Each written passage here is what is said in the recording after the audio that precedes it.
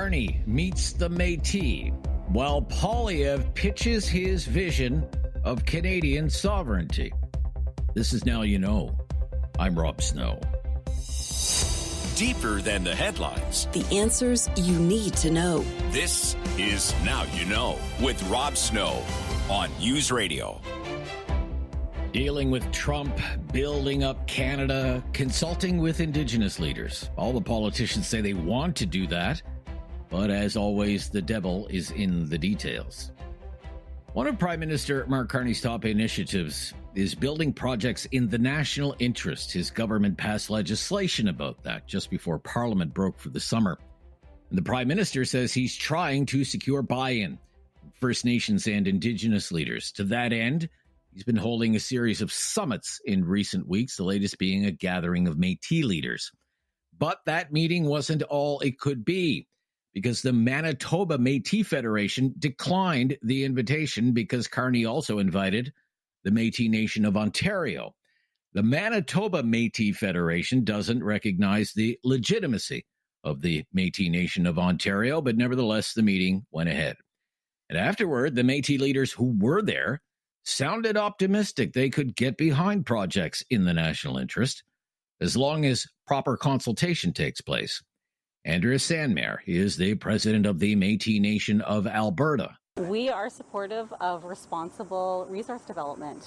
So as long as, the Canada is going to consult with us and make sure that our Indigenous rights are protected, we're ready to go. And are you convinced that they are going to consult with you and make sure your rights are protected? What did you hear from the Prime Minister that convinced you? I am positively optimistic, actually, that is going to happen. And if they don't, we're going to hold their feet to the fire. That opinion is shared by the president of the Matei Federation of Ontario, Margaret Fro. That was a very positive meeting. We had Matei leaders there from across the homeland, meeting with the Prime Minister and several key cabinet ministers. It was a very respectful conversation that really focused on how we can work together for the betterment of this country. And so would you say you're supportive of C5? We are appreciate the moment that we're in within this country and that there's a need for us to all stand together. This whole concept of elbows up is something that is not, that we're very much aware of. And in terms of development, it's something that Matei have been here to develop Canada from its very beginning. We were here and built the foundations of this country, and we are still here today as partners in development, so long as it's done in a way that respects Indigenous rights under Section 35, and that's responsible for our communities and for the environment. As mentioned, the Manitoba Matei Federation doesn't recognize the Matei Federation of Ontario. Its position has long been that Matei heritage is rooted in the Red River, and that it was the Red River Matei that stood alone in the fight for Matei recognition. It's gone so far as to call the Matei Federation of Ontario identity thieves who distort history. Obviously, the president of the Matei Federation of Ontario disagrees with that. Here again is Margaret Fro. Well, the recognition of Métis rights within Ontario is long settled. In fact, Ontario is the only Métis government that has a decision from the Supreme Court of Canada recognizing a Métis community with rights under Section 35 in this country. That is the Sault Ste. Marie community. And in fact, we entered into a harvesting agreement with Ontario less than a year following that decision in 2004. So those matters are already well settled. What we're talking about now with this major projects, this concept is how can our government and other Métis governments be a partner to Canada in advancing development that is good for our communities, that is good for the country. Following this meeting, Prime Minister Carney looked and sounded very pleased with how things went, saying building big projects is something that has momentum. It was a great meeting, very constructive, lots of good ideas, good energy in the room. There's lots to do, and actually when we take, as the Government of Canada, when we take this meeting with Métis, the meeting in Inuvik 2 weeks ago, just about 2 weeks ago with Inuit rights holders, meeting with First Nations rights holders, there's a model that's starting to come together.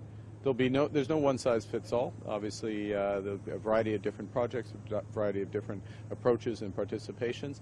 But there's a very strong momentum, and it's a momentum, I'll say, that's shared across the country. Canadians coming together, looking to build together and participate, take matters into our own hands. The Prime Minister was also cornered and asked to explain why his government has yet to reach a trade deal with the Trump administration in the United States. I spent that meeting talking about building our country.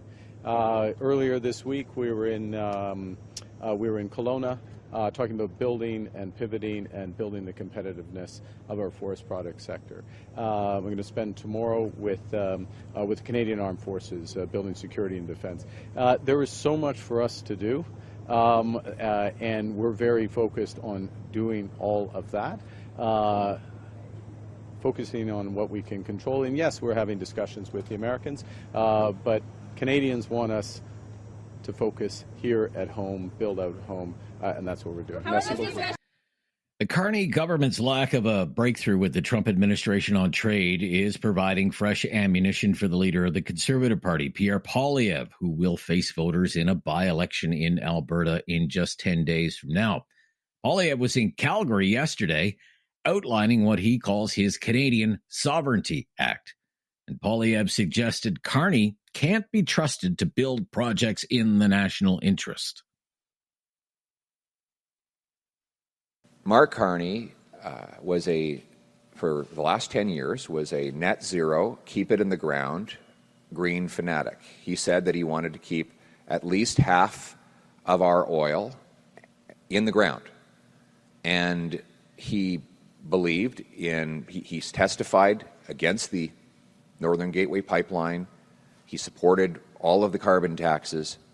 He's publicly spoken out in favor of the electric vehicle mandate to ban your gas and diesel-powered cars. Now, he's tried to present himself as some big change because he looks and sounds different than Justin Trudeau, but he has supported all of the same policies. And what he's doing right now is ragging the puck and trying to drag people along into believing that he will one day do something. But he hasn't done anything other than hold a lot of meetings and make a lot of bold statements. C5 is better than nothing, but it won't do anything for the energy sector here unless you also get rid of the nasty 9 laws that Danielle Smith is asking us to end. Prime Minister Mark Carney is holding another news conference today. He is in Trenton, Ontario, at the big air base there for an announcement about the Canadian Armed Forces that is supposed to start in a little more than an hour from now. I'm Rob Snow. This is Now You Know. This is News Radio.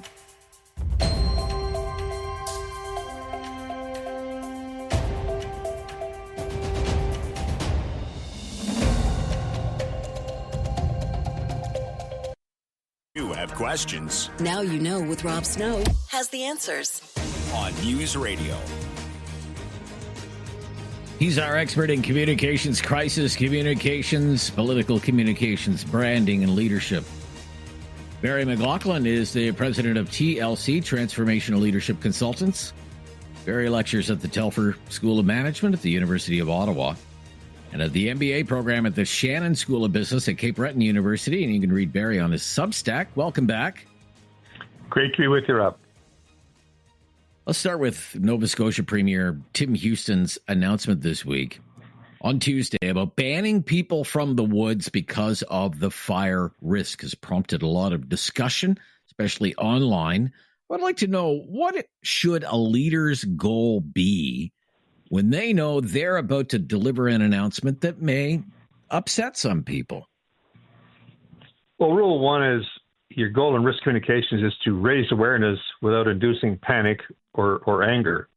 So, yeah, he raised awareness, all right. You got to give him half that. I think the second half of that, though, both in the way he delivered it, he looked like the last angry man in Nova Scotia. He looked like he came out of a meeting and he was tearing the strips off people, and there's the camera, and I'm just going to tell those Nova Scotians. He seemed angry at Nova Scotians. His tone was blaming Nova Scotians.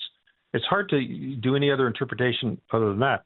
They always say the first sentence out of your mouth should be one of empathy and caring. Feel for us. Feel what's going on. Feel the impact it's having on families and what these restrictions will have on families. We got none of that. I guess they all learned the wrong lessons from Premier McNeil's "Stay the Blazes Home." You know, it kind of came down in modern history. It's just one of those very quotable lines. I'm not sure it was good or not, but nevertheless, people did kind of stay at the Blazers' home. So you could say it kind of worked, but I think you can learn the wrong lessons from that. And I think the tone of this was all wrong. His manner was all wrong. And even the substance of it, charging $25,000 for walking in the woods versus lighting a fire, it doesn't even pass the test of fairness. We did that in Ontario, and I remember vividly there was a case in Ottawa. A man was in the playground with the 5-year-old son, and he was bouncing a basketball with him. Well, a bylaw officer jumped out of his vehicle, ran after him, chased him out of the park, handcuffed him. I mean, it was outrageous. You're allowed to play in the park. You just can't you actually can walk in the park, but you can't bounce a ball. So that's when it gets that stupidity. I thought the Ford government kind of lost a lot of credibility when it started imposing those kind of rules. This one here seems like he crossed a certain line. So what would you have preferred to hear from the Nova Scotia Premier? How should he have delivered the news? Well, the first thing he should have said was, that here in Nova Scotia, we know that we're at very difficult times with these fires. We know that there's a lot of uncertainty and unfairness of what's actually happening, that people have to be ready to pack up and move. And there's a lot of, information that we're still trying to gather. We know what this uncertainty causes for you and your family. So start with that. Then say, here's what my government is doing and has been doing to work to protect Nova Scotia and Nova Scotians. And then you say, now, that unfortunately that's still not enough. We have to do more. So you walk through the sequence of that. You reinforce the message in it, and you end up again with empathy and, Nova Scotia is strong. Usually that's the way you would do that. But he was just angry from beginning to end. It's certainly not the way to do it. When I presented this to our listeners yesterday, I took dozens of calls from listeners across Nova Scotia yesterday. Nevertheless, Barry, most people, I would say the prevailing opinion was they think he made the right call. Some people actually gave him credit and said it took guts to announce that and praised his leadership. What do you think about that? Well, yeah, I mean, it did take some guts. There's no question about that. He is taking a risk here, and I guess he feels that this risk outweighs the current risk of the wildfires. So I'm not exactly arguing that, he should not have taken very tough measures. Yes, he should have, obviously, because the current measures weren't working. But there was a lot of blame attached to it. There was a lot of, I go back to the fundamentals. Okay. $25,000 is not a mine. If you made it $1,000, that's still for 3/4 of Nova Scotians. They're going to have to dig into something that they may not even have in order to pay for it. So it was kind of way over the top, and it was equalized with actually lighting a fire. It doesn't even meet the smell test of fairness. That's my point on that. Right. Yeah. Okay. He also said there would be zero tolerance on that. He was asked by the reporter from the Halifax Chronicle Herald, is it on $25,000 zero tolerance? And he said, yes. It will be zero tolerance. Yeah. So but you can go fishing apparently, and you can go in the provincial parks apparently. And as long as you can be dropped miraculously there and not have to walk through a trail to get there, I guess you'll be all right. Like some of it doesn't even quite, you kind of figure out how would you actually do that? All right.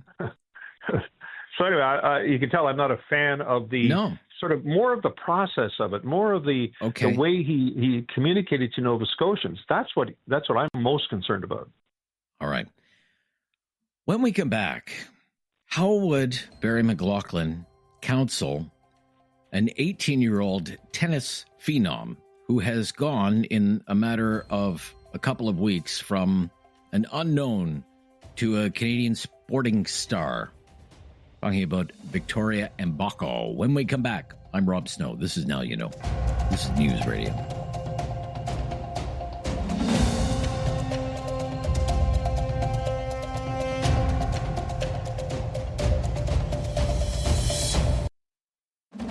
No question goes unasked or unanswered. Now You Know with Rob Snow returns on News Radio. Back with Barry McLaughlin, the president of TLC Transformational Leadership Consultants. I watched some tennis yesterday. What about you, Barry? Laura and I watched every minute of that. That's quite something. It was just a terrific match. It's very exciting. I don't typically watch a lot of tennis anymore, but I will if there's a Canadian in contention. I used to play a lot of tennis as a younger man, not so much anymore, but I do quite enjoy the game. Victoria Embako, I'll call it. I've heard it pronounced so many different ways, but just an amazing win at the National Bank Open tennis tournament in Montreal in the women's final. So in the last week or so, she has gone from an unknown, I think that's fair, to a Canadian sporting star, a tennis darling. And she is, in fact, now, after this win yesterday, the highest ranked female tennis player in the country. So, the media is going to be calling. People are going to be asking for interviews. And publicly, she'll just be in the spotlight like never before. And she's only 18 years old. How do you prepare someone for something like that, Barry McLaughlin? Well, we have coached young athletes, hockey players in particular, getting ready for, stepping into the spotlight. And you do have to take them through how to handle questions. One of the rules is just because they ask you, you don't have to answer it, meaning that they could ask you things that are highly embarrassing, very personal, and you somehow feel compelled to give them the answer. No, you're not, and you can't quite blame them for asking you. So we take them through the basic steps of how to communicate effectively in an interview.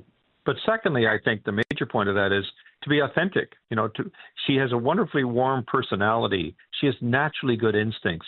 She, paid great tribute to Naomi Osaka, who, the world champion and everything else, multiple $22 million in winnings. And she talked about how growing up as a kid, she was her hero, watching her play. And to just imagine here she is today. She gave wonderful tribute. And what does Naomi Osaka do? Everything you shouldn't do. I don't want to take up too much time. I just want to thank the ball kids, the volunteers. Hope you guys had a good night. That was her comment. Didn't no mention congratulations, the young lady right? that won. No congratulations. Yeah. Just totally great, lacking in grace. And she should know better. That was appalling. So I thought that Victoria gave her a lesson in how to act when you win. Yes, and how to act when you lose. She said lots of experience in that. So I have a lot of confidence she will be a true star on many levels. It won't be instant. It won't be, every championship she enters. She has to manage that process. But I think she showed maturity beyond her years. I was so impressed with her on so many levels. I will say as well, it was the National Bank Open brought to you by Rogers, and it was broadcast on Sportsnet. And the one of the analysts was Eugenie Bouchard, who just retired from professional tennis. Boy, she's a natural on television too. Oh, she is amazing. She has a wonderful career ahead of her doing that. Yeah, wonderful. Yeah. No, this was all around a great, great not only for Victoria, but great for women's tennis, and of course for the sponsors, for the network, for Rogers. It really was a wonderful championship, and we're all very proud today, that's for sure. Thank you, Barry. Great to hear from you. You're very welcome. Enjoy your weekend. Thanks so much, Rob. You too. In smoky, hot Ottawa, Barry McLaughlin, president of TLC Transformational Leadership Consultants. Tom Corski from Blacklock's Reporter just ahead. He's been minding Ottawa's business this week for us. This is News Radio.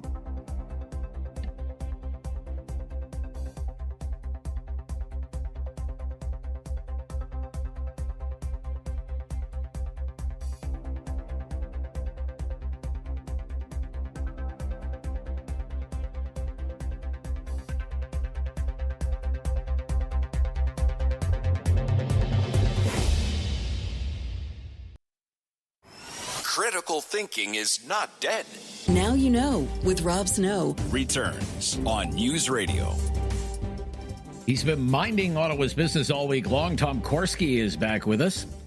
With us every Friday. He's the managing editor at Blacklock's Reporter.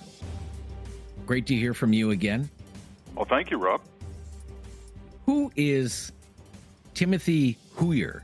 I think that's how you say it. And why has he been forced to clean up his Twitter account or X account? Well, Tim's a real character. He's a lawyer for the Department of Finance right in their headquarters in Ottawa. And in fact, his job title is expert advisor. I guess it says that on his business card. That's how he's listed in the government directory.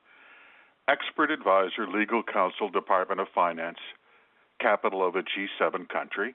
He's also, interestingly, a very enthusiastic Twitter user. And what does Tim like to say on Twitter? Let's read some of these. Here's one. Why the F should public sector workers have their pay imposed by legislation, asked Tim. Here's another one. He's writing here about Alberta's premier.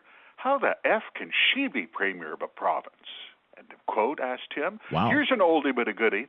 The nice thing about being in government is being able to introduce laws that allow you to F up without people being able to sue you for it, end of quote, wrote our man at the Department of Finance. Problem. The Treasury Board became aware, Rob, that there are more than one donkey on the public payroll, especially in management, who are shooting their mouth off on social media. And they had just sent out a new directive, the most toughly worded yet, said, forget about using pseudonyms, don't be clever, partisan, profane, vulgar, or idiotic on social media. And if you do, you should know this could be an impact on your career advancement and at the very least carry a risk of naming and shaming. Tim Heyer was the first of 400,000 to have his Twitter account withdrawn. Withdrawn. Wow. So not just wiped, but withdrawn. Isn't that something from your neutral, nonpartisan public service? I wonder how many more are out there, Tom. They're just not getting the message, Rob. You know, this is a difficult concept. I guess if you're a manager at the Department of Finance and an expert, when you work for the Government of Canada, you work for all the people all the time. Right. Some of them may not even share your point of view, in which case you keep that to yourself, and maybe when you get home, you tell that to Mrs. Heyer. In the meantime, just do your job. Get back to work. They're not good at it. Okay. Let's turn our attention to the electric vehicle sector, which has had its problems. And what's the regulator saying about sales of electric vehicles these days? Canada Energy Regulator, formerly the National Energy Board, saying that sales look weak in 2025 based on data to date from 2024, and they were not great then. Why is this an issue? We're cruising into the introduction of the electric vehicle sales quotas, the mandate. The mandate stipulates beginning in 2026, 20%, a fifth of all new motor vehicle sales in Canada must be zero emission. And here you have the regulator saying sales look weaker. Interesting about that mandate. Rob, between you and I, that mandate is finished. There's no way they're going to enforce that. It's impossible. That's your sense of it, Tom? Oh, really? It would be, unless you want fist fights in car dealerships. Right, yeah. I mean, it's 5 months from now. It's to be phased in gradually over time, and in less than a decade, 100% of new vehicle sales are supposed to be zero-emission vehicles. But this is supposed to start January 1, and we know the government is being lobbied and lobbied hard by the auto sector. Like, you cannot do this to us. You are going to crater our business. Absolutely. Because they will be penalized for it. This is really there's no carrot here. It's all stick. The point of the mandate is they will make, if automakers do not meet their quota, they will be fined. Therefore, they will have to raise the cost of gas and diesel-powered cars. In other words, we're going to make the car that you want so expensive, you're going to have to buy that Tesla, you're going to eat it, and you're going to like it. The problem is the marketplace has already told them this is not going to happen. If that was true, the price of gas and diesel-powered automobiles would be crashing, Rob. Everyone has known about this mandate for 2 years. And I have to tell you, that's not the case. Car prices are doing very handsomely. Oh, yes. Oh, yes. Oh, yes. That's why I'm driving a 9-year-old vehicle right now, Tom. I can attest. Look, the Canadian average is 12, by the way. Is that what it is? Isn't that 12 interesting? years, oh, yeah. This is a really interesting story this week from Blacklocks. So picture this, okay? If I go into a bank, any bank, of the chartered banks in Canada, and I ask for change, What is the bank supposed to do, and what is the Bank of Nova Scotia doing? Well, they're supposed to smile and say, here's your fives for the 20, and have a great day, Mr. Snow. But that's not what they're doing. And the Scotiabank is the first to actually put this in writing. And of all places, they started at a branch in Calgary. And the notice said, if you do not have an account here, forget it. No cash transactions accepted.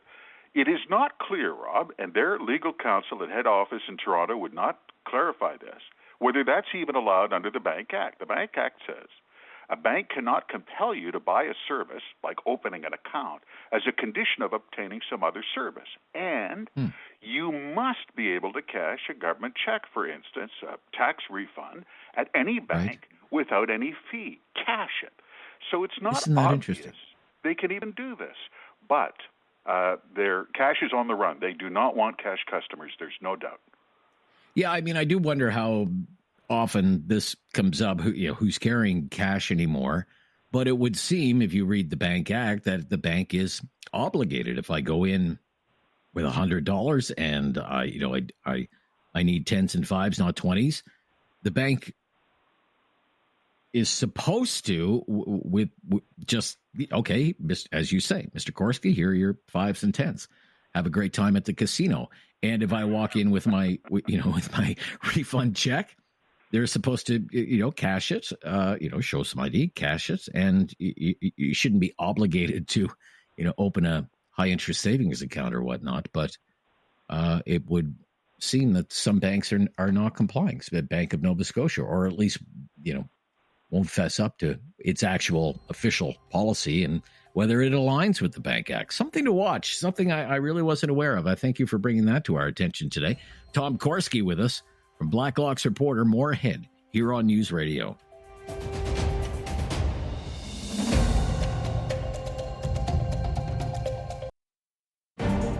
Now you know with Rob Snow continues on News Radio. We're back with Tom Corski, the managing editor at Blacklock's Reporter. Let's talk about the most recent federal election and the date of the last federal election. The writ dropped March 23rd, and election day was April 28th. What did elections managers know, and when did they know it? This is interesting. This is months before Carney called the election. The date was accurately picked in a staff email at the Commissioner of Elections office. It was just ordinary staff email in which they were discussing holidays, of all things. Okay. And one of their communications managers says, it appears we're going to have an election call on March 25 or 26. As you point out, Rob, he was pretty close. It was March 23. Yeah. He may have been a very intuitive guy. This is interesting from our perspective for this reason. We're going to assume let's even assume there were no shenanigans or tip-offs from the Prime Minister's office. Cabinet had arranged to have that vote called on the March 23rd, and if they were discussing it between elections managers 2 months before, that means they knew there had to be an election in 2025, but they had months in anticipating the pretty close date. And for all that warning, the election was not well run. Ask the House Affairs Committee. They can't wait to go into hearings in September. There was instances where over 800 mail-in ballots dumped without counting in Coquitlam. There were, we count 120,000 mail-out ballots that were never counted for some reason, and the supposition is they were mailed late. We've heard from electors who said, I asked for my mail-in ballot, and I got it on the Saturday just before the election. That's when they mailed it. I couldn't even vote in time. This has happened before. You remember the famous story in Terrebonne, Quebec, where Election Canada mislabeled their own envelopes, and the Liberals won an upset by one vote. Northern Quebec, they won an upset over a Bloc member because some polls were mysteriously closed. A lot of questions about this. They didn't act like they knew it was coming, Rob. Yeah. I mean, in some First Nations communities in the North, people were disenfranchised, Tom. They didn't even get to vote. Absolutely. You're showing up and knocking on the door. No one was there. I mean, this is Elections Canada's job. This is Santa's big day. There's no excuse, right? Yeah. So if they knew, or maybe they were just having an office pool, throwing darts at a dartboard, who knows? But if they knew in January, third week of January, that the election was coming 3 months later, maybe around March 25th or 26th, it begs the question, why all of these problems? It's a very interesting story that you can read at blacklocks.ca this week. What's happening with contraband seizures in the federal prisons? Sad news here, Rob. Parliament 10 years ago passed a Drug-Free Prisons Act. And since then, the seizure of drugs in prisons has gone up 169%. They think they know the reason, though, says the Department of Public Safety and Correctional Service and internal records and briefing notes, and it's drones. There are drone attacks on federal prisons every week as we speak. We saw, in one case, one unnamed penitentiary counted 32 drone drops with almost $500,000 worth of contraband in less than a year. And they have tried everything to stop this, but literally, it's like Alfred Hitchcock, the movie The Birds. Only it's the drones, and it's a big problem in the federal prison system. And you know what? As you have reported on several occasions now, these federal prisons are not like, say, the provincial remand centers, the provincial jails, where people are held, say, pending trial, or if they're serving a sentence of 2 years less a day, and overcrowding is a big issue. That is not the case with federal prisons. The ratio of staff to inmate is much different in the federal prison system, Tom. Oh, absolutely. We have almost 2,000 empty jail cells in the federal system. The Correctional Service figures show they have more than 20,000 employees, and that's all employees, and fewer than 15,000 in custody in federal prisons. Like there are literally kindergartens that don't have that staff-to-client ratio. That's really something. The correctional investigator has rated our federal prison system one of the most expensive on planet Earth. It's $4 billion a year. It's very expensive. All right. What's going? Are we getting a UFO tip line? Are we getting like 1-800-TIP UFO in Canada or what? Not just the science advisor wants it. Not only in her fantasy, will you call in when you see alien life? They're going to investigate. No budget disclosed, though. Now, how's that for a mystery? All right. Great stuff. Thank you. Speak next week. Thank you, Rob. All the best. Bye-bye. Always good. Tom Corski, the managing editor of Blacklocks Reporter, minding Ottawa's business, and aren't you glad somebody is? I'm Rob Snow. This is Now You Know, and this is News Radio.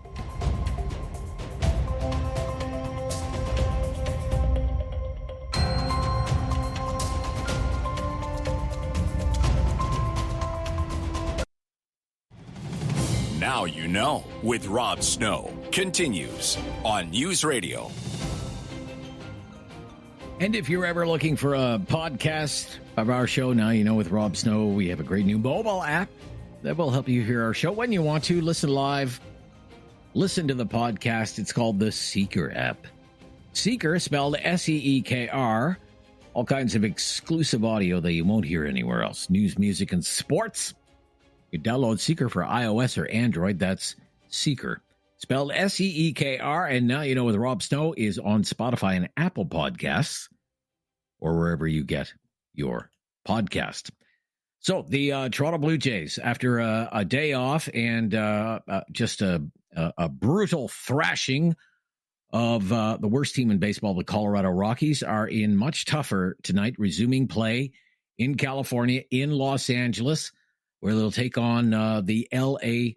Dodgers. The Dodgers are first in their division. The Toronto Blue Jays, of course, are still standing atop the first place in the American League East. And the Jays are on a bit of a streak here. They have won 3 games in a row. And L.A. is playing .500 ball in their last 10 games and lost their most recent game. So that is a 10, a little late for me, It is, but it's Friday night. Maybe I'll manage to see it. But it is 10:10 Eastern time. This is where I become envious of our listeners in Western Canada who happen to be Jays fans. So 10:10 Eastern time, and then tomorrow it's an hour earlier. Jays and Dodgers, and then the Sunday matchup is a matinee starting at 4:10 p.m. And as always, you can catch the Blue Jays on Sportsnet. And if you like listening to games on the radio, 95.7 News Radio in Halifax, 570 News Radio in Kitchener. And in Calgary, you can catch all the Jays action on Sportsnet 960, The Fan. As for CFL action, really close game last night. The Tiger Cats, who have been having a great season so far, Hamilton Tiger Cats, falling in overtime to the BC Lions.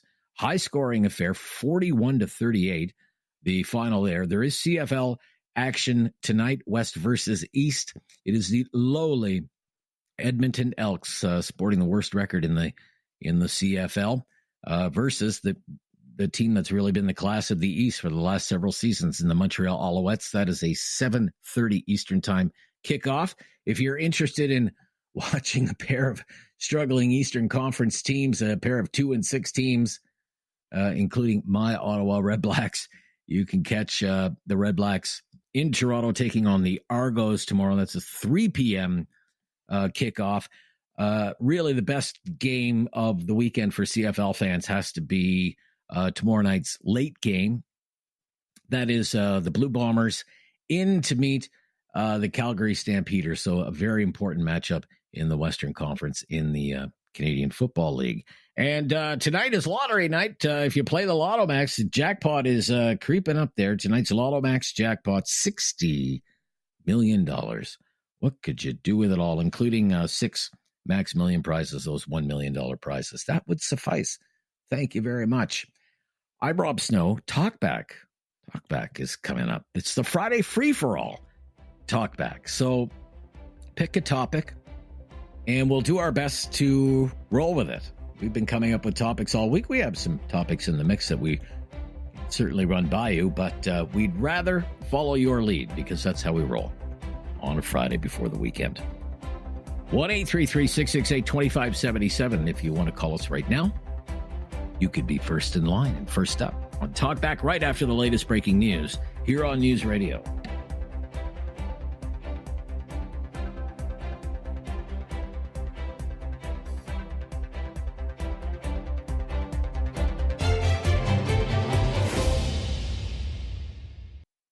It's time to talk back. On Now You Know with Rob Snow. Call now. And have your say. 1-833-668-2577. Welcome to Talkback. It's 2 hours of debate and discussion on the big issues of the day. Today, it's the Friday free-for-all, our favorite day of the week around here. We don't come up with the topics on Fridays. We've been doing that all week long. Today, it's your turn, and we will follow your lead. What's on your mind? What do you want to talk about? If you want to talk about something that's in the news, there's always news. We love to talk about the news. If it's something you think should be in the news, feel free to raise it here. We will give you a fair hearing. It can be serious. It can be not so serious, whatever it happens to be. We have phone lines open right now. The number to call is 1-833-668-2577, 1-833-668-2577. If you've never called before, just mention that to us, and we'll make your call a priority. We always have a range of topics, however, ready to go on Fridays, just for you to consider merely conversation starters, but we are going to take our cue from you today. Let's get right to it here. We have at least one early call, which is nice to see. Let's get to Dawn up first in Halifax today. Hello, Dawn. Hey, Rob. How you doing? Love your show. First-time caller. Well, thank you so much. What prompted the call today? Well, actually, I didn't get through yesterday, and we wanted to talk about the, I'll call it, overreach of power here in Nova Scotia by the Premier. All right, very good. Until this point, I actually I favored him for sure. I know there's a group here challenging the constitutionality, I guess is the word, of what's going on. and so that's a good thing. Okay. I'm not sure. Well, I agree. let me just stop you right there. Okay. You say Sure. it's overreach, and you're happy to see the group is the Canadian Constitution Foundation. I have their letter to the Premier here. Why do you call it overreach? What concerns you about this? It kind of sort of takes you back to COVID days, and there were so many restrictions in place, and whether they were necessary or not, I'm not saying they were or they weren't. We followed all of them. But down here in the East Coast, we're pretty complacent, and we follow the rules and that sort of thing. And I think this one is just a little bit overreach. The fine to smokers or ATVs or motorized vehicles, campfires, I agree with all of that. But to not let you go in the woods, I'm not sure if you've been to Nova Scotia lately, but we're probably about 85%. I was there just a few weeks ago, sir, and I'm originally from Nova Scotia. I grew up on Cape Breton Island, so yeah. Awesome. Yeah. So I don't know. Does that mean you're not allowed to travel the Cabot Trail anymore, or I don't know? But one of the things I found funny was with the pricing on the fines. We charge motorists that are stunting, which is 50 kilometers over the speed limit, $2,400. That's all we charge. Right. Like those are the kind of people that we need to charge $25,000 to, as I think they're probably more of a danger than somebody walking through the woods. That's all I guess I want to say there. But the prevailing opinion seemed to be yesterday, Don, and we took, I'm not surprised you say you couldn't get through because it was so busy yesterday. The prevailing opinion seemed to be from callers in Nova Scotia that they agreed with it, that the situation is so dire, the conditions are so dry that this is a common sense preventive measure. What do you say to that? Yeah. Well, again, I go back to find the smokers or the people that are having problems, campfires, whatever it is, but to not allow people to enter the woods of Nova Scotia. I can't even imagine what TIANS, which is Tourism Industry Association Nova Scotia, has to say about it, because I listen to the local channel here at 95.7, and I haven't heard them on yet, but I'd like to know what they got to say about it all, because there's probably a lot of tourism related activities that are going to get canceled now or whatever, postponed. I don't know. Maybe. For example, I'm just back from Nova Scotia. I was there for a week, visiting family on Cape Breton. I was in the Margaree Valley. We rented a little cottage. We rented a little cottage in the woods, and it had a little trail that went to a little lake, and it was, very, very nice, very, very nice little Airbnb place for a week. And we kind of used that as our launching point to go to the north side and go to Bedeck and go to all of these places that we wanted to see. Now, let's say if I had, and is in the woods, this place was in the woods off the beaten path. It was actually hard to find. And I wonder, say if I had friends over to that place, because this says you're not allowed to host people in the woods. I had to walk through a little trail in the woods to get to this lake. Would I be allowed? It sounds like all of that would be off limits now.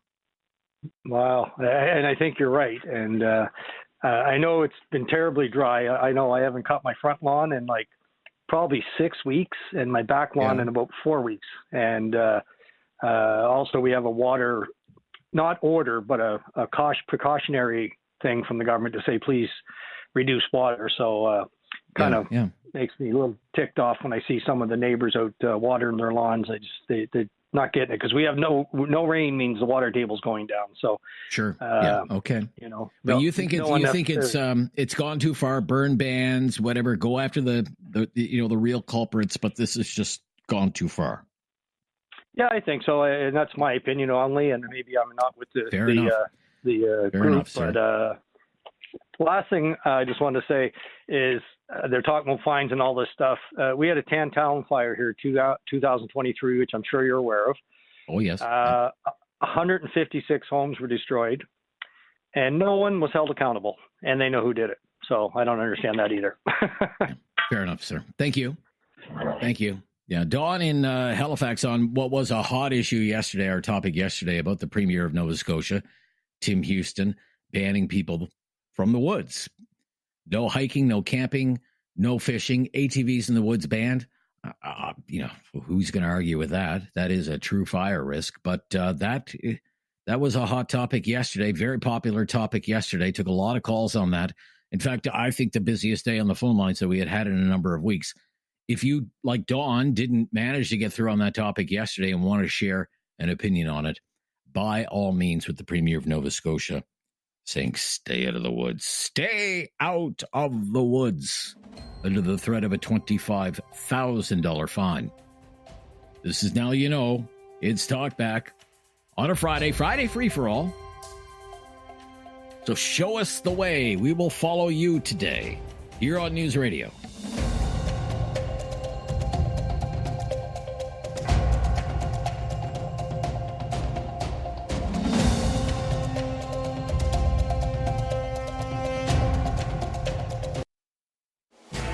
Something on your mind you want everyone to know? Call now. Hello. 1-833-668-2577. It's Talkback on Now You Know with Rob Snow. It's our Friday free-for-all Talkback today. Andrew in Tentalon. Andrew. Hi there, Andrew. Hey, Rob. How you doing? I'm good. What do you want to talk about? Good.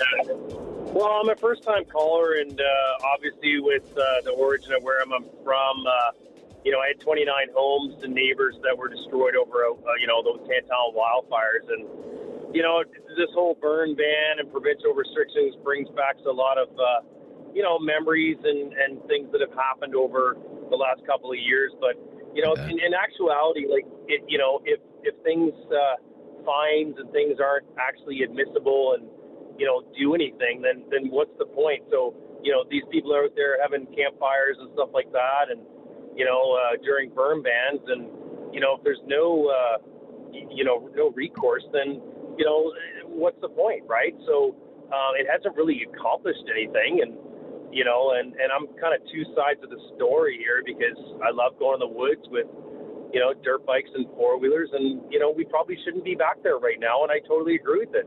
Take advantage of our beautiful water courses and ocean and go out and play, have some fun, right? So I don't know. What are your thoughts on that? Well, let me ask you this.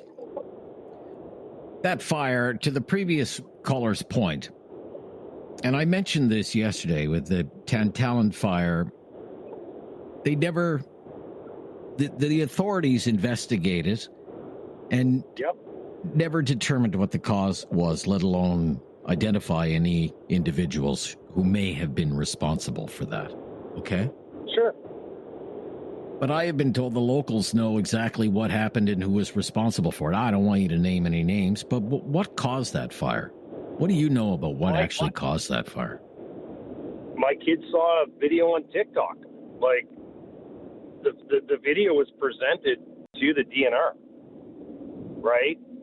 Yeah. There was a roofer that was there next door. I'll name his name. He was a witness. His name was Clattenburg, and he was a reported eyewitness. I don't know what else to say. I spoke with the DNR. The RCMP said about the video that was on social media that they could not confirm the origin of the video. That's what they said.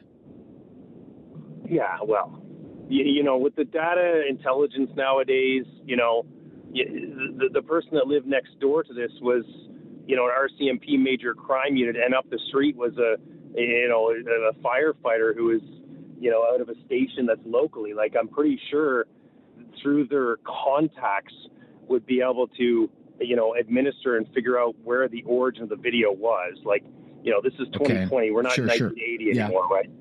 Yeah. So what were they doing in the video? What's in the video?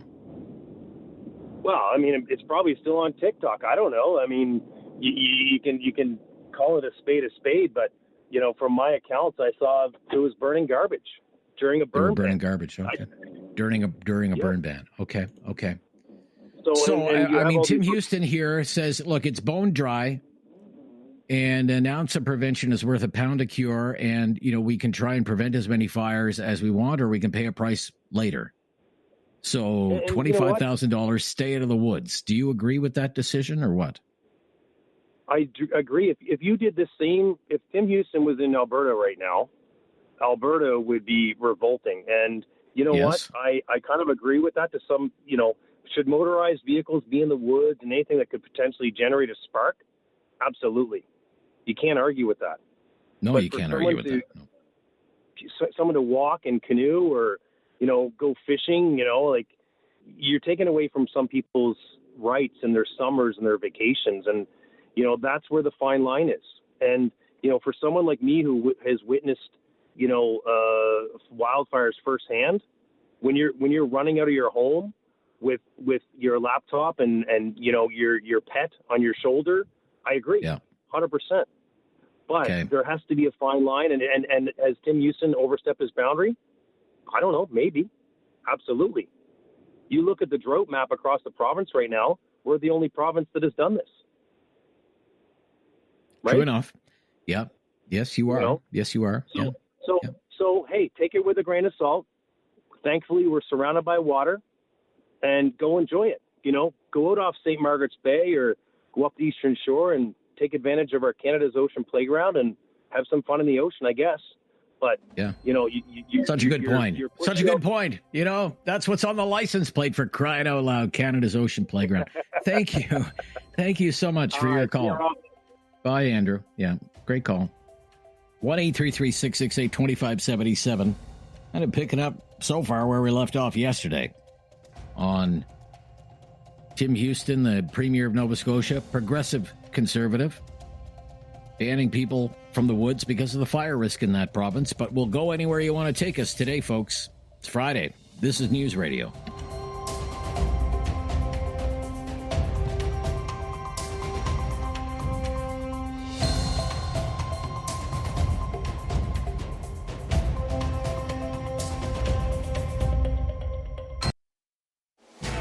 Something on your mind you want everyone to know? Call now. Hello. 1-833-668-2577. It's Talk Back on Now You Know with Rob Snow. Take a call from Cambridge, Ontario. Dallas is there in Cambridge, Ontario. What's on your mind on the Friday Free for All Talk Back, Dallas? Well, I just want to start off with one quick one that I found kind of laughable. So the Katy Perry, Justin Trudeau saga. He came out and said that the only reason he was entertaining her was because he wanted tickets to the concert. And I'm telling you, if the neighbors heard me laughing, they would have thought I was going nuts. Okay, I didn't see that. The last account I read about that was from People. You remember People magazine? Well, they have people.com now, and it was, they're apparently, she just broke up with Orlando Bloom, and, we know Trudeau and his marriage problems or whatever, and it's kind of like a little spark they're kind of, there's a spark there, and they're seeing kind of where it goes, but it's nothing serious right now. That's what I heard. Well, maybe we should keep them out of the woods if there's sparks. Maybe keep them out of the woods of Nova Scotia anyway. Yeah. Well, anyway, actually, that's why I called. I tried calling yesterday, but the gentleman came on. He says we had way too many first-time callers. I'm like, okay, no, not a problem. I certainly have no problem with that. Okay. I just want to talk about the ban. Yes. Quite frankly, I think they're being pretty proactive doing that, and I agree with it 100%. And I'll tell you a couple of reasons why. Yeah. Because I don't know if I've ever told you this before, but I come from the town of Gaspé, Quebec. Okay. And that area, well, the town was surrounded by 90% bush, fir trees, poplars, you name it, pretty much every brand. And back in the mid to late 70s and even into the early 80s, we had a few such bans. Like, you don't go in because it was just tinder dry. Okay. Now, the thing that everybody's talking about, the campers and all this kind of stuff, the only reason I'm touching on this is because at that time, it affected a lot of people's employment as well. Because there was lots of loggers in the bush back then. Oh, yeah. Running their timberjacks and chainsaws and everything else. They were not allowed to work. so they went on unemployment. But the whole fact of the matter is that then when, whether it was local government or the provincial government, usually it was the provincial government that would enact these bans, everybody respected them. It's like, okay, hey, you know what? Makes perfect sense. The sense of entitlement these days, like they're even using, it's an infringement on their constitutional rights, right? Come on, you're grasping at straws there. Well, there's a threat of a court challenge over it from one organization in Canada, yeah? Yeah, I know. On constitutional and I heard grounds, about that. And I'm just sitting there shaking my head thinking, okay, well, what if the next fire that starts comes raging through and burns down your house? What are they going to think then? Oh, well, the government should have done this, government should have done that. Now the government down there is trying to do something, and people are up in arms over it. I just really don't get it. Like your previous caller said, Nova Scotia is surrounded by water. I know Nova Scotia very well. I've been there a lot of times. And it's a beautiful province. You don't have to go in the woods there to have a bit of fun. Simple as that. Fair enough. And you have made your point. You've made it well. You've made it well, sir. Gotta run. Thank you. Friday Free for All Talk Back. I'm Rob Snow. The latest breaking news is coming up next. You're on News Radio.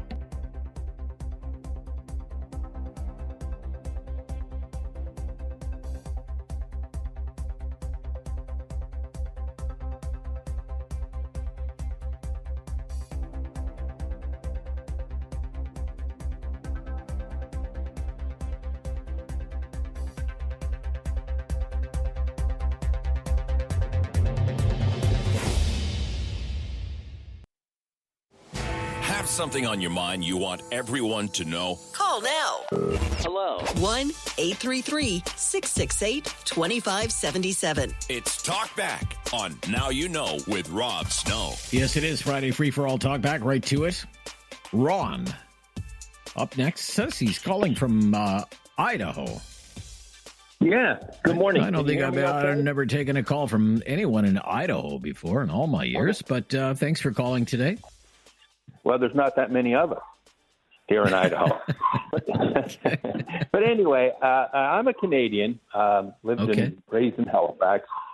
Of course, I follow everything pretty much that goes on. I live in the U.S. for a number of years now. And I just got to say, this whole tariff thing has got me, I don't know, a little confused, I guess, in one degree. You know, the rhetoric that comes out from Ford, you know, where he wants to shut off power, smash U.S. alcohol, and whatever else he could come up with. You know, Canadian government has to take ownership of some of this. If some of these things should have been done, they should have been done. And now they're saying, well, we should open up interprovincial trade barriers, and we should open up access to other markets, and so on and so forth. Well, yeah, they really should. They really should.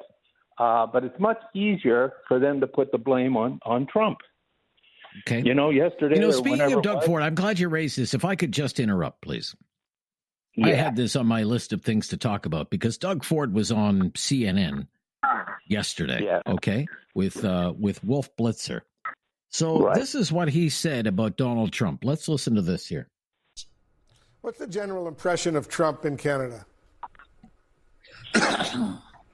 He's probably the most disliked politician in the world in Canada because he's attacked his closest family member, and that's the way we look upon it. And when I talk to the governors and senators and Congress people, even Republicans totally disagree, but they're too scared to come out and say anything because the president will go after them. Outside of a few senators, and I want to thank them for coming out and standing with not just American people, but their closest friends and allies, which is Canada. And again, we love the Americans. It's unfortunate President Trump decided to go down this road. So that was Doug Ford again on CNN with Wolf Blitzer yesterday saying Trump is the most hated man in the world in Canada.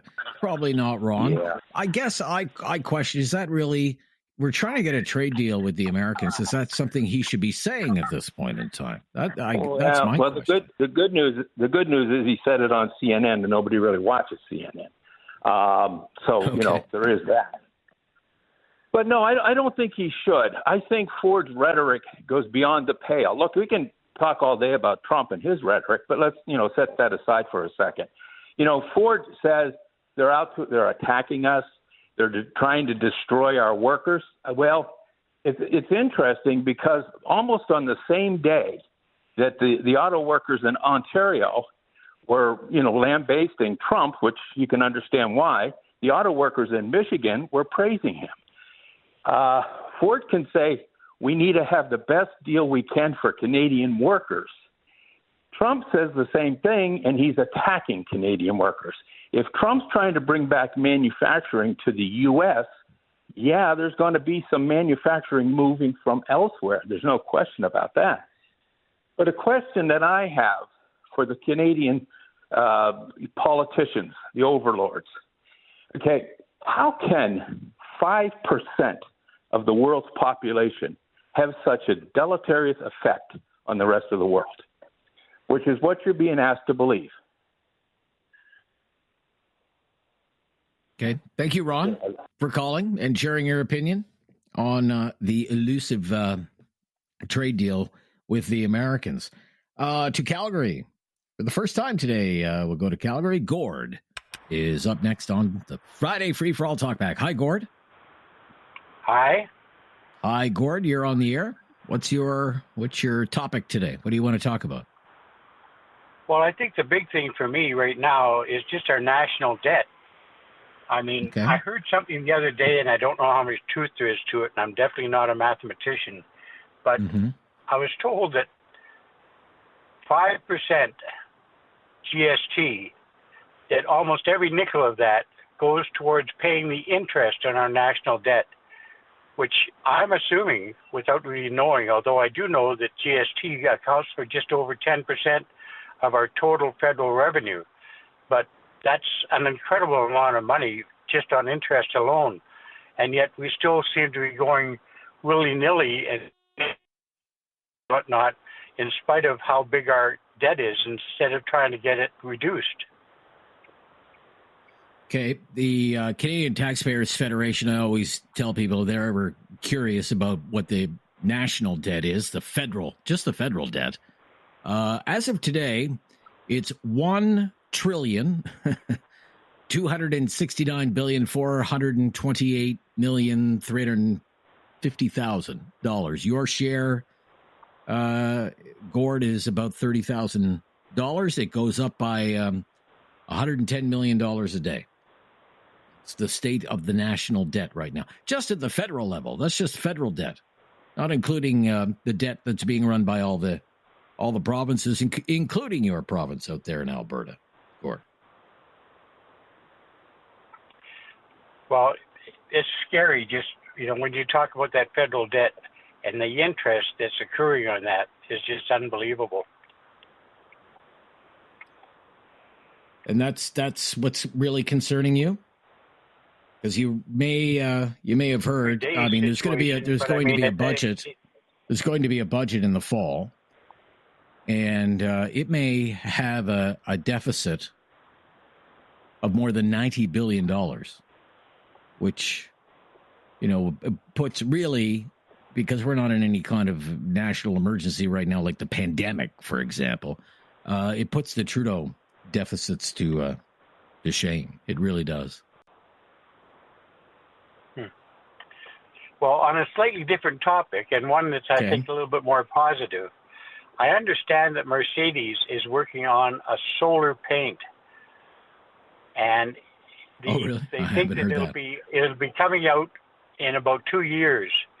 And that in itself would be just an absolutely incredible positive thing for anybody who's thinking about buying an electric vehicle, because that would mean that you wouldn't have to worry about where you're going to have to go to recharge that battery, and you wouldn't have to worry about the cost. Right now, my gas bill probably is about $500 every month. And if I was to put that towards a payment of an electric vehicle that's got solar paint, then that would make a huge difference. Okay. All right. Anyway. Well, that's very interesting. I've just we've been just punching some numbers here, just to your original question about the GST and how much of that could go toward the debt. So annual interest payments on the national debt right now, roughly $47 billion a year, $47 billion a year. The GST brings in between $16 and $17 billion a year. So would the GST even cover the interest on the debt? No, it would not. Thanks for your call. Just some quick numbers for you. I'm Rob Snow. It's Talkback Friday Free for All on News Radio.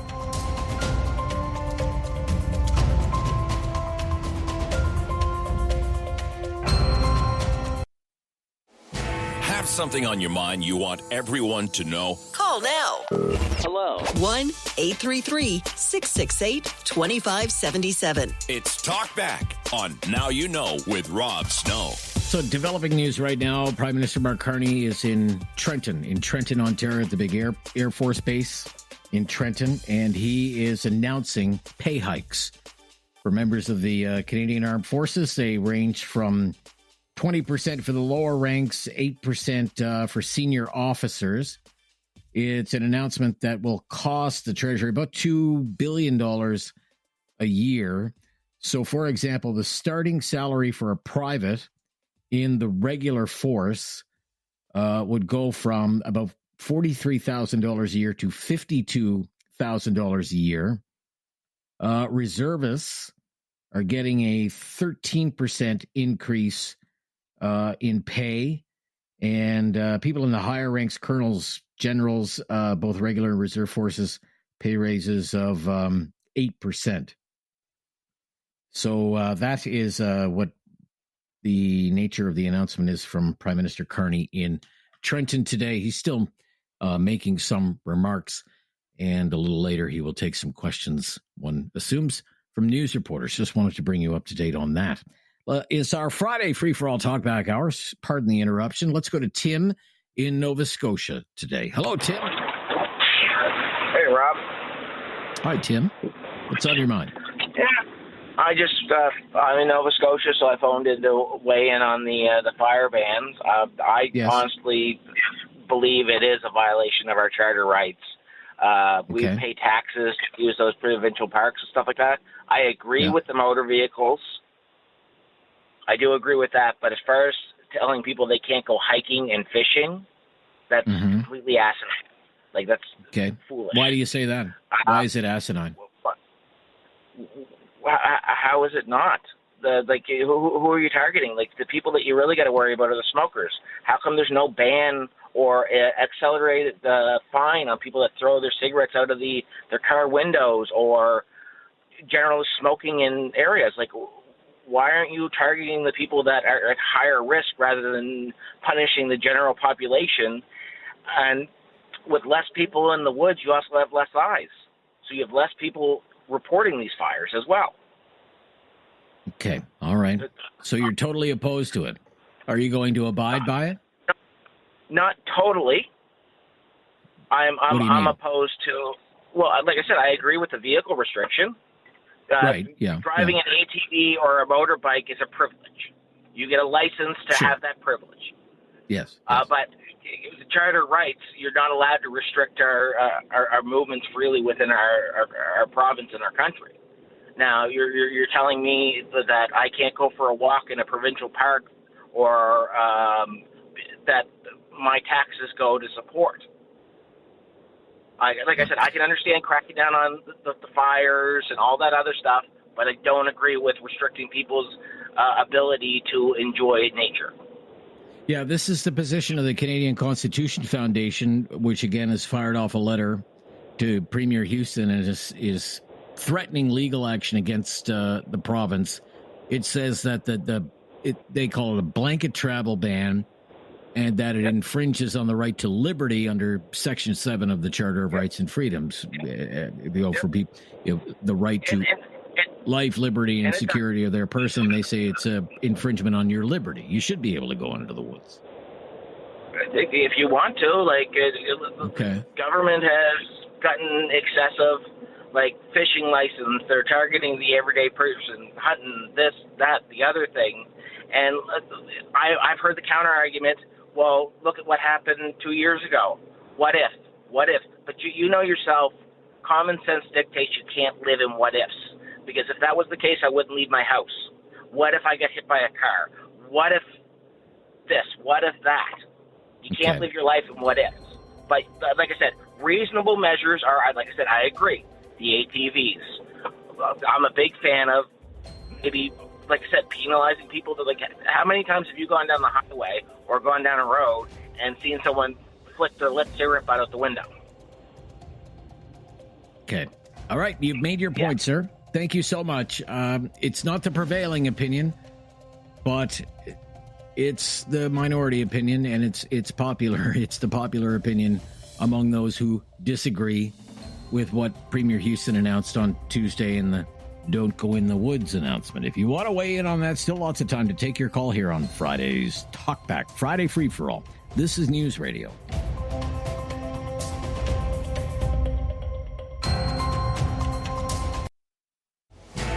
Something on your mind you want everyone to know? Call now. Hello. 1-833-668-2577. It's Talk Back on Now You Know with Rob Snow. Andre and Kitchener up next on the Friday Free for All. Hi, Andre. Beautiful day. Happy Friday. Happy Friday to you, Andre. What do you want to talk about? Well, first of all, a couple things. When I wait for you, the commercial, where is it from? Ottawa or? No, the originating station for this show is out of Calgary, Andre. 17 degrees, eh? Yeah, Wow. 17 degrees. Yeah, a little on the chilly side. Yeah. I can't even imagine that no more. It's not But even anyway, noon there yet, though. It'll warm up a little later, I'm sure. Of course, I never complain about the weather, so it's always Okay. worse somewhere else. So that's one. Two, Okay. we're Canadian. Two, about you can't go in the woods. So are they making a movie there? Like, what's going on? Well, no, it's Right? very dry, right? It's very dry. There's an increased risk of, a fire starting. And 2 years ago, it was all over the news. They had two terrible fires, hundreds of homes destroyed, $1 billion in damage. So it's a big issue. So when I have a fire in my backyard that's how I cook, a fire pit, and if it's dry, it's not that dry here. My grass is green, but if I still do because I'm blind, I still use the garden hose and be safe. So I about this question about the ban, there's so much hurt in that because.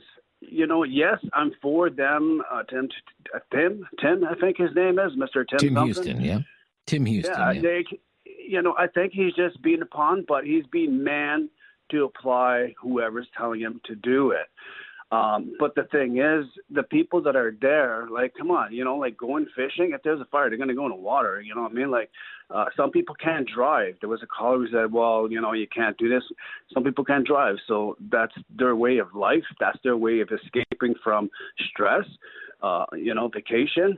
I know it's dry. I've looked at the weather for the next week. So it's better to be safe than sorry, but way too much.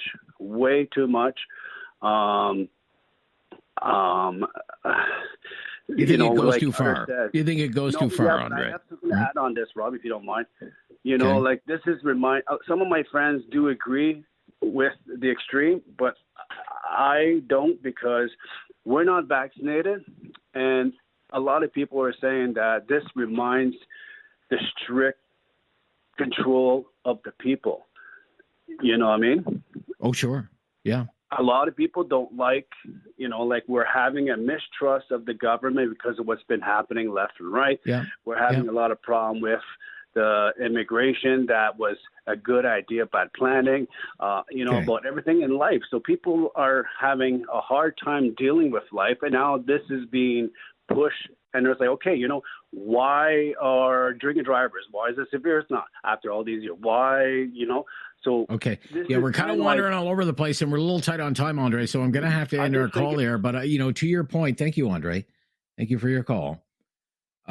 This was an opinion yesterday expressed by a few callers that this is somehow part of a strategy or a plot, if you will, by governments, and not just the Houston government, to take more control over people's lives. For example, a popular phrase that you'll see on social media is climate lockdowns. This idea, they got away with it with COVID, and here they're going to use climate change to try and do the same kind of thing. I'm not saying that's my opinion. I'm saying it's an opinion that's out there. That's hour number 1 of Talkback. A full hour just ahead. And it's still the Friday free-for-all. So share your opinion on whatever happens to be on your mind, and we'll do our best to follow along. I'm Rob Snow. The latest breaking news coming up next on News Radio.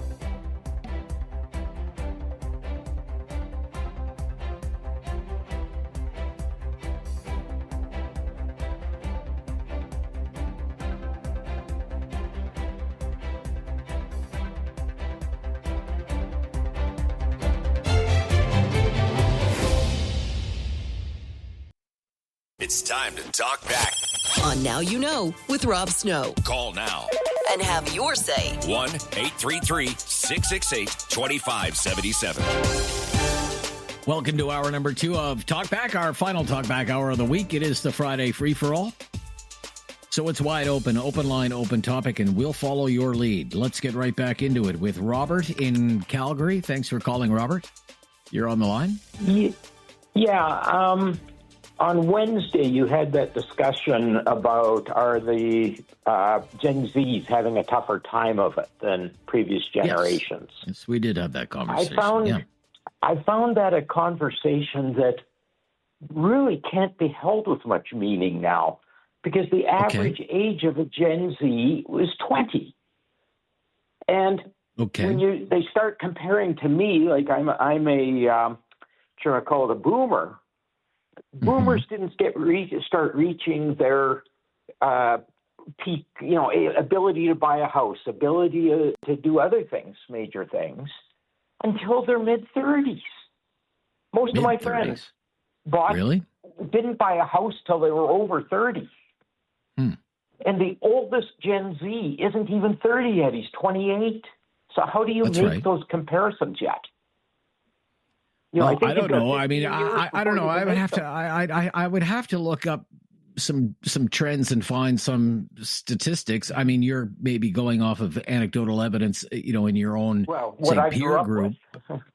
What you grew up with. I grew up with that group. Yeah, what you grew up with, like your own personal experience. So I understand. I'd like to know the overall trend. By the time my father was, 25, 26 years old, he had a mortgage, 2 kids, a car, a full-time job, working for the telephone company at the time, and his wife was working full-time as a nurse, and pretty much set up.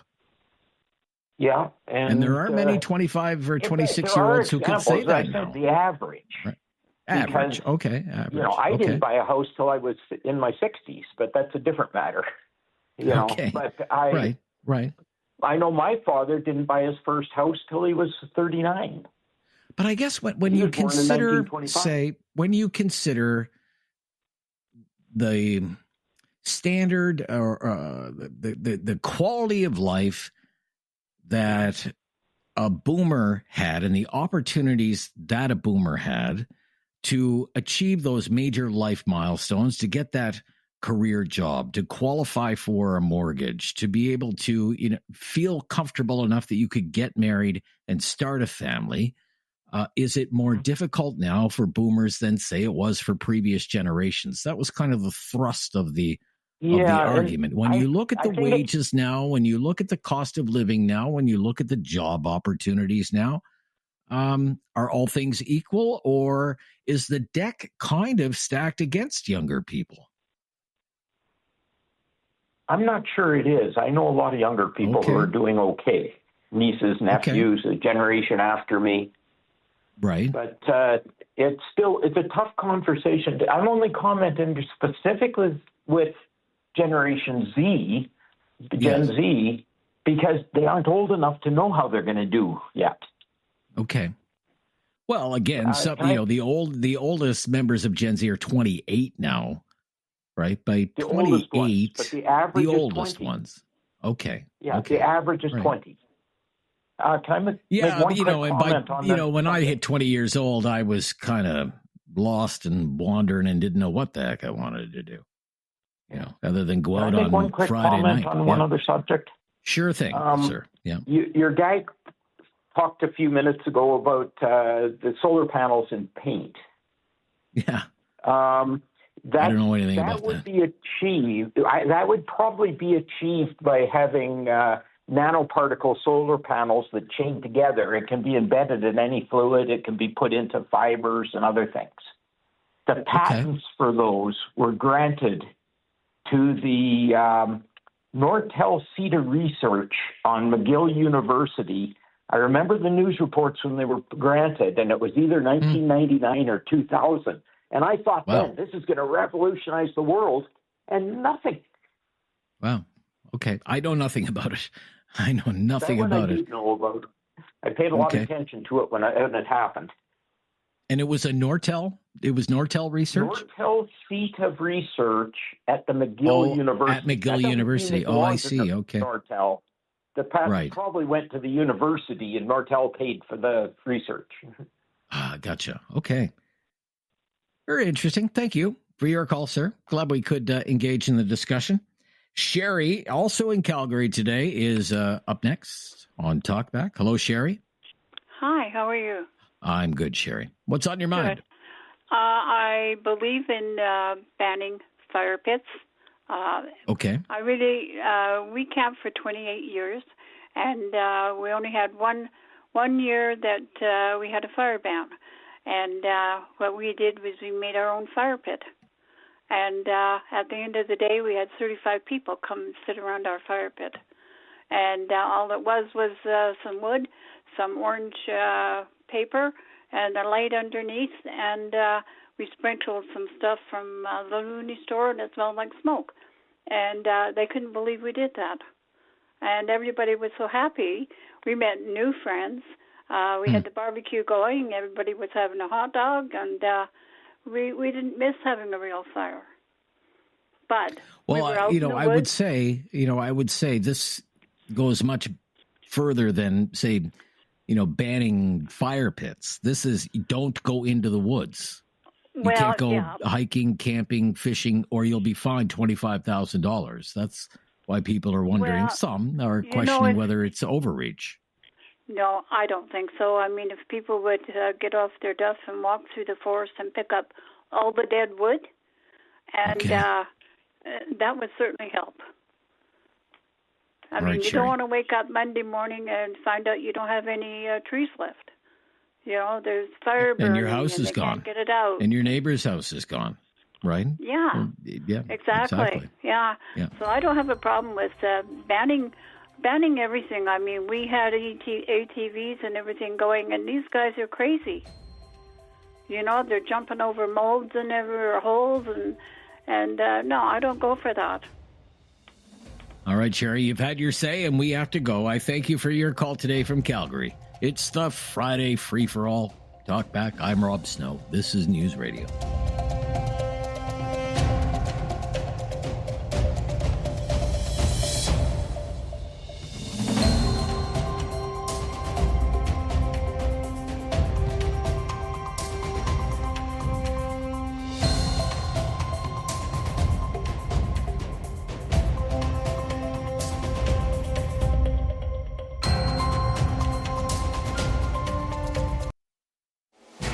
Something on your mind you want everyone to know? Call now. Hello. 1-833-668-2577. It's Talk Back on Now You Know with Rob Snow. Friday free-for-all Talkback's been pretty busy today so far, but for the first time we have 3 lines available if you want to jump in and start a conversation of your own. 1-833-668-2577. To Bedford, Nova Scotia. Peter is on the line. Hello, Peter. Hi, Rob. How are you, buddy? I'm just great, Peter. Thank you. What do you want to talk about? A lot better than us. Trapped down here in Nova Scotia during North America's first experimental climate lockdown that has gone on for this period of time, projected another 10 weeks.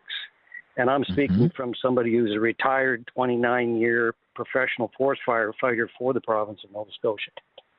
Okay.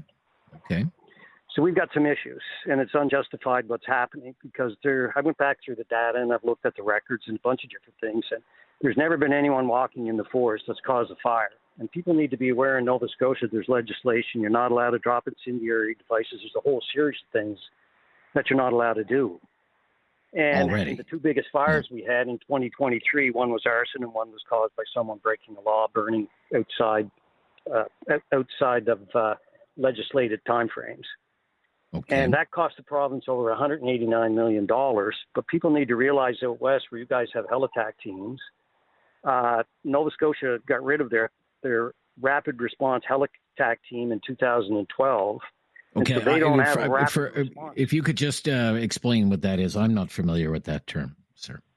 Okay, so what a helitack team is normally in forest fire, when people are fighting or governments are fighting forest fire, they have a helicopter big enough to move a 5-man team of trained firefighting professionals and all their equipment, and they can fly into remote areas and start fire suppression before ground crews arrive. And they're the insurance policy that keeps fires to 3 to 4 acres, and they keep them from turning into 40, 50,000 acre fires. And in 2012, Nova Scotia canceled that crew, and they've never replaced it.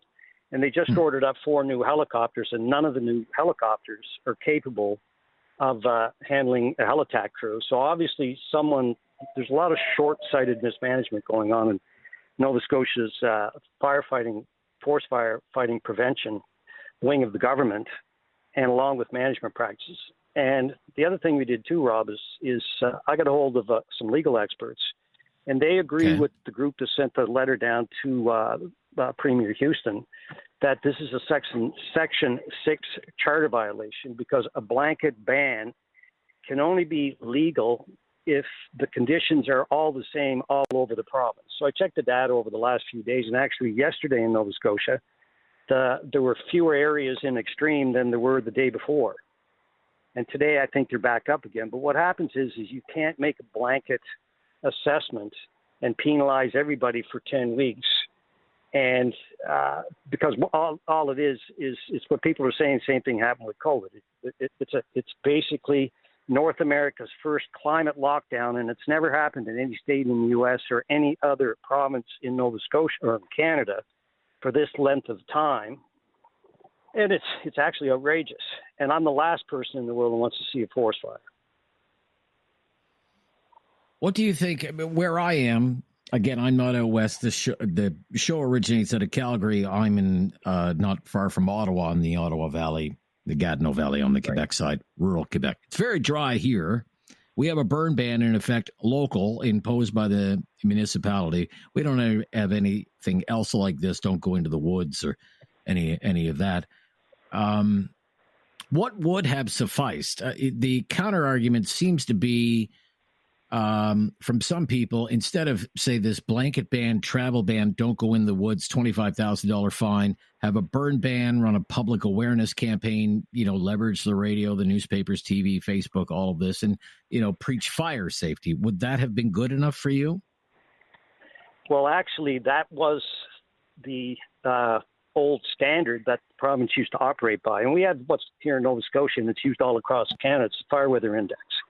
And we have 31 weather stations that take weather every day at noon, and then they post the data online at 2 p.m. And that, based on that, we've had multiple fire bans already this year that you're not allowed to burn in different areas. But it's from one end of the province to the other. In all 31 areas, you have different weather. And it's unfair to penalize the people, for example, in the southern tip of Nova Scotia and Yarmouth, who've had 3 days of rain, let's say, for example, whereas in the northern section up in Cape Breton Island, they might not have had any rain for the next 3 days. So that area will get banned from fires, and not travel in the woods, but fires.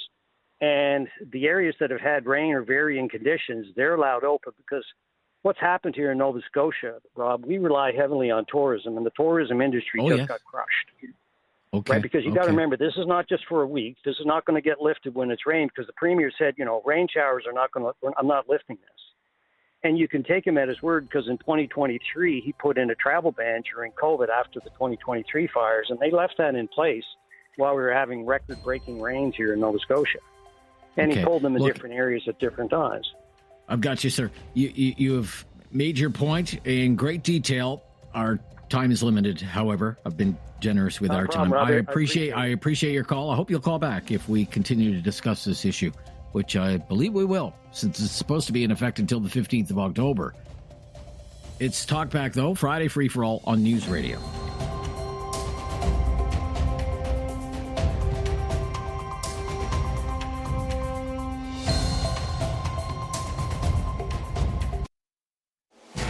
Something on your mind you want everyone to know? Call now. Hello. 1-833-668-2577. It's Talk Back on Now You Know with Rob Snow. Staying in Nova Scotia on the Friday Free for All Talkback today, John is up next. Hi, John. Thanks for waiting, John. Hi. No problem, Hi, Rob.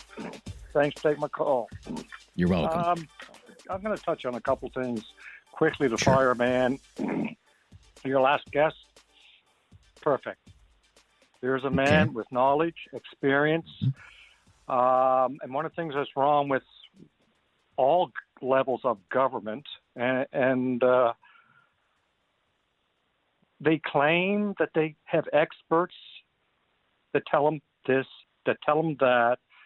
They claim that Nova Scotians or Canadians, this is how they want, or what they want. And it's so outrageously false.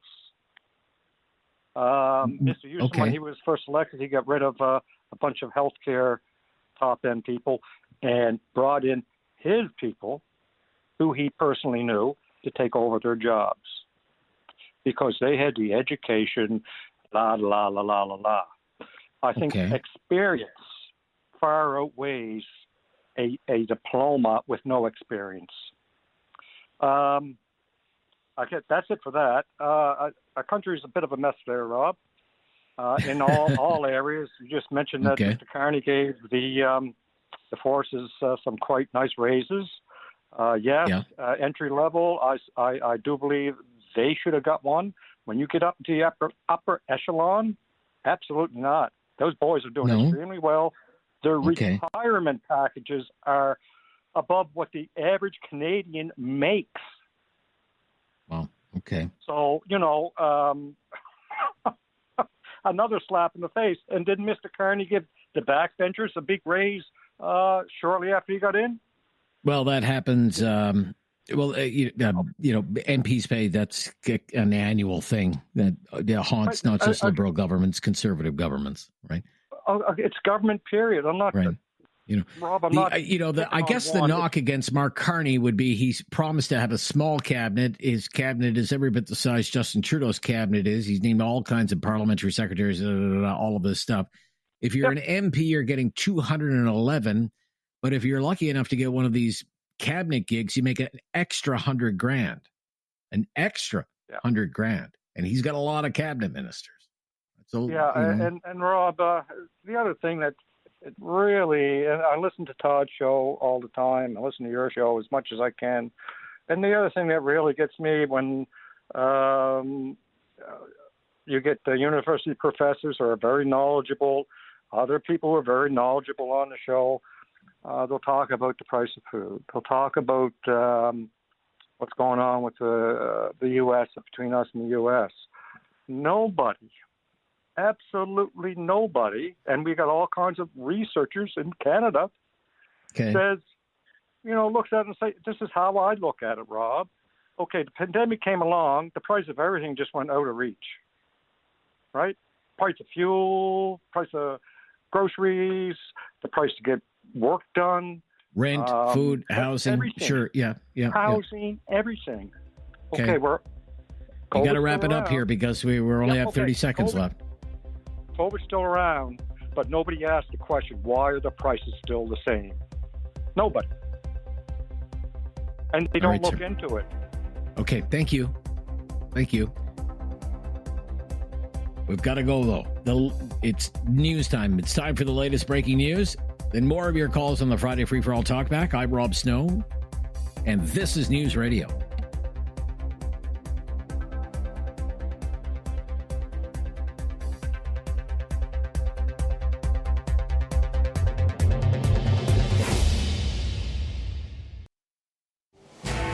something on your mind you want everyone to know? Call now. Hello. 1-833-668-2577. It's Talk Back on Now You Know with Rob Snow. Yes, it is Friday, free for all talk back. We're in the home stretch here, and it's open line, open topic today. Whatever happens to be on your mind might be on somebody else's mind too. You just never know where the conversation will take us. Let's get back to it. Brennan is in Calgary today. Hi, Brennan. Hey, Rob. How are you doing?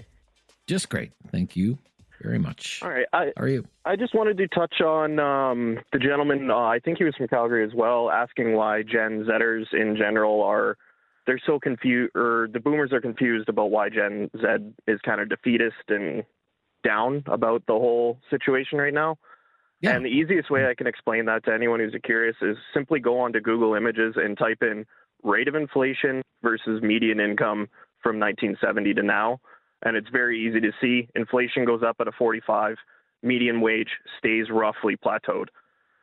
We simply don't have the same buying power we did that the boomers did when they were coming up. And in addition to that, starting businesses, there's way more hurdles to start that. Like, for example, to start a window washing business in the 70s, you needed transport, a bucket, a squeegee, some water, and a business license. Today, you need a whole safety program, you need insurance, you need all kinds of things just to get it started before you even do your first job. Right. Now, in addition to that, the only fix I see is really, it sounds harsh, but getting rid of the temporary foreign worker program. Get these kids coming up some work experience so they're more employable in the future. It's kind of sad when, there's Canadian kids out there who can't get a job slinging coffee at Tim Hortons because it's cheaper to hire what is essentially borderline slave labor, in my opinion. And then the other thing I wanted to touch on was Sherry's comment from Calgary about banning fire, and that she agrees with what I view as extreme government overreach in Nova Scotia. With the fire. I view Canada's chief natural resource is our vast wilderness and the enjoyment it can offer the individual. And it's part of our history as well, the pioneering and all that. And I think it's key to pass that on to the younger generations, including going camping, teach them how to build a fire, collect wood, have all that, enjoy the outdoors. And I think it's an overreach because I don't know how the tagging system works. What if it's tinder dry? I mean, what if it's darn near drought? It's moderate drought across. I fully agree with the locale fire bans and everything like that. Burn permits. But walking around, going fishing on a creek, rarely ever does that start a fire. And fishermen and hunters in general are very conservation conscious. They want to protect their resources out there so they can enjoy their hobby. They're not the ones going out and, abusing the bush. And I think a fix to that could be some more education in schools on wildfire prevention. And because I feel like outdoor ed has really fallen off in the curriculum across the board in Canada for the past couple of years. And teaching them the right ways, like simple things like how an ATV can cause a fire, why you need to keep it clean, all that kind of jazz would be a fix for that. I just think that outright banning people from accessing Canada's greatest asset is asinine. And I don't know how the tagging system works for hunting in Nova Scotia, for example, but there are gentlemen out there who I assume have been applying for tags for 8-9 years to get their priority up, and now they're denied half their hunting season in order for this ban to take place, and it just doesn't make sense to me. Okay. Thank you for your call. Very thorough today, Brennan. You call back anytime. Good to hear from you. This is just in, by the way, from the Canadian Press. It's out of Newfoundland and Labrador, St. John's, Newfoundland. I'm just going to read here. It's in keeping with the discussion about bans and fines and wildfire threats. Quote, as some of Newfoundland's tinder-dry forests continued to burn out of control on Friday, the provincial government exponentially increased its fines for those caught lighting illegal fires. Okay, there's deals with arson then. Arson or violating a fire ban, having a campfire when there's a fire ban, burning brush when there's a fire ban. Quote, a visibly angry Premier John Hogan said the fine for a first offense would rise from $75 to $50,000. $50,000. with potential imprisonment of up to 6 months for those failing to pay the penalty. Quote, despite the serious nature of what's happening, we are continuing to see reports of people setting fires and in some cases setting fires intentionally. It's very clear from the size of the fine increase, we mean business. A fine for a second offense would jump from $150 to $75,000, and a third violation would cost offenders $150,000 and a year in jail if it's not paid. The premier said the province's largest wildfire, which continued to burn out of control on the western shore of Conception Bay, has grown overnight to almost 28 square kilometers, keeping hundreds of people from their homes. So that is just in from the Canadian press. John is on the line from Calgary. Hello, John. Thanks for waiting. You're on the. Hey, Rob. How are you? I'm just fine, thank you, sir. What's on your mind? Good. Hey, the understanding of local people on and Canadians on the tariffs that this government is implementing onto small business. I own or did own a small business based in Calgary and British Columbia, and fully importing products from America for the last 35 years. The tariffs brought on about the government in the end of beginning of March that we have to pay, which was 25%, has utterly destroyed our business. And from going and paying in taxes in a year of $2.5 million, the government is now going to be subsidizing EI for all my 50 staff members for the next year in a tune of $900,000. Now, I don't know if anyone and everyone understands the tariffs are only on our side because we're all part of the CUSMA agreement, but the Carney government is not honoring it on our side.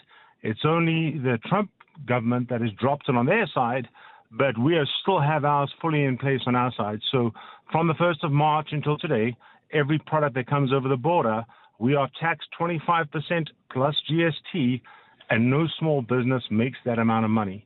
So we've got a business that's been running for 35 years that I have run for 12 years, which employs more than 50 people and about 100 subcontractors and small businesses. That is now closing at the end of September. We cannot get hold of the government to speak to anyone. All their lines are diverted. We're in line for a remission from the 1st of March. We've had one communication with them since then. Their emails are never answered. It takes you an hour to get through to someone. Look, who has no idea. Do you mind staying on the line, John? Do you mind staying on the line? No problem. Do you have a few more minutes? Okay, I won't redirect your call to anyone. I promise you that.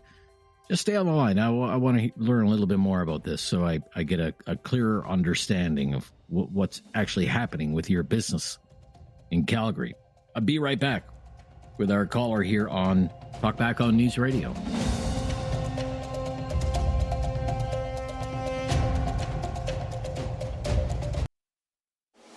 Have something on your mind you want everyone to know? Call now. Hello. 1-833-668-2577. It's Talk Back on Now You Know with Rob Snow. All right, let's get back to John in Calgary, business owner, business on the brink because of tariffs, but you're saying not Trump tariffs, Carney tariffs? That is correct, eh? So these are counter tariffs? The tariffs? Yeah, these are counter tariffs from the 1st of March, the counter tariffs of 25% and now going up to 35% if he increases them. He hasn't yet, but the 25% counter tariffs do not get null and voided by the CUSMA agreement. Carney is in breach of that because he is still charging 25% on all imports coming from the USA. Doesn't matter if you're part of the agreement or not. It's only the Trump side that's dropped their side of the tariffs on CUSMA. So we're sort of. So what is I don't mean to pry, but what is the nature of your business? What are you bringing in from the United States? We import top quality brand windows and doors, a national brand from America, been importing for over 35 years. I bought the business 12 years ago, a thriving business, employ 50 people throughout British Columbia and Alberta. And a lot of subcontractors, and we don't make 25%. If there's no possible way you can pass those type of markups on to the consumer and remain sustainable and competitive in the marketplace. Why can't you find This is a question that's popped in here, maybe in in the minds of other listeners as well. Why can't you find a Canadian supplier? So it's like it'd be the equivalent of a Nike brand. So it's a branded product of top quality products. It would be saying to the Nike people, go and buy a Peter Smith's handbag and try and sell it under the Nike brand. It is a established brand that you're purchasing, which does specific fiberglass, which they don't do in Canada. We do a high-end aluminum clad with specialized profiles, government buildings, a lot of historical stuff for the Canadian government. So pretty specialized in that. When you bring in importing a brand in, people got to understand you can't just go and source it from China because it's a brand that has been established, and it's 100 years old this year, the brand that I deal with. So very well established, one of the top 5 brands in the U.S., and fortunately enough, I'm one of the distributors out this way. And this business has been in business for 30 years. You have 50 employees, and you're closing unless you get some relief. Yeah. No, there's no relief coming. We're not big enough for. We've only a $20 million business. We don't get the reliefs of the oil and the aluminum guys and the timber guys and that type of stuff. And unfortunately, the import codes that we have all fall under the Carney / Trudeau tariffs that were put in place. And your attempted outreach to government, what has that been like for you? We applied on the first day for a remention on the thing, so to actually pull off the tariffs. It took them 6 weeks to send us follow-up documents. We sent them all the contracts with the governments and stuff that we do have and existing contracts, and we are now into 6 months, and we still haven't heard anything back from them. We've tried to contact them via email and phone. The emails are disconnected. The phone lines, you can wait an hour just to get a referral phone number, and those go unanswered as well. So it's a one-way communication, which is just unbelievable that we are allowing, the hundreds of small businesses to close on a daily basis because of ignorance that it's the Trump tariffs that are killing us. We are tariffing our own people. They may as well have gone to Rob and said to him, hey, guy, you're going to pay 25% more taxes because everything we bring in from the States is going up 25%. So that's where we're sitting. So unfortunately, at the end of September, we'll have 50 staff going into unemployment. So instead of the government getting $2.5 million in taxes from us, they'll now be paying over $900,000 in EI benefits over the next year, which is just a sad situation. Yeah, very sad. Thank you for explaining it, sir. I wish you nothing but the best. Hopefully there will be a resolution to your satisfaction. We'll be right back. I'm Rob Snow. Isn't that incredible, eh? The things you learn when you listen to Talkback. This is News Radio.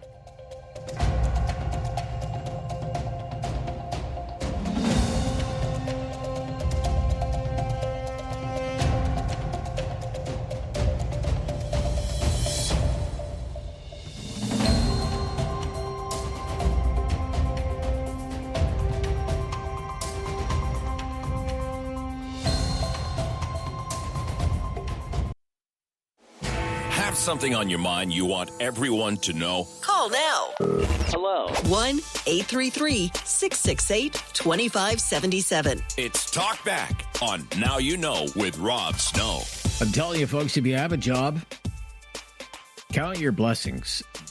This unemployment report from StatsCan today, it fell out of the ugly tree. It hit every branch on the way down. You read through this report. I read it this morning.